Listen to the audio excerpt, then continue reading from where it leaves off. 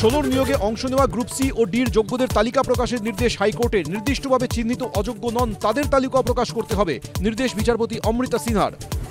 Mission ২৬ মাটি কামড়ে লড়াই করে পশ্চিমবঙ্গে জিততে হবে, এ রাজ্যের বিজেপি সাংসদদের সঙ্গে বৈঠকে বার্তা নরেন্দ্র মোদীর। পশ্চিমবঙ্গ দখল দুরস্ত, হুঙ্কার মুখ্যমন্ত্রীর। পশ্চিমবঙ্গের বিজেপি সাংসদদের কাছে এসআইআর নিয়ে খোঁজ নিলেন প্রধানমন্ত্রী। এসআইআরে আপোষ নয় বার্তা মোদীর, এসআইআর এর নামে ভয় দেখানো হচ্ছে, আক্রমণ মুখ্যমন্ত্রীর।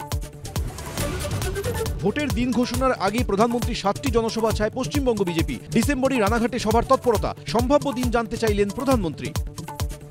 আমরা may I help you camp চালু করছি, যেটা নেই সেটা সেখান থেকে করিয়ে নেবেন। অবৈধ কাজ করে নিজেদের বিপদ ডেকে আনবেন।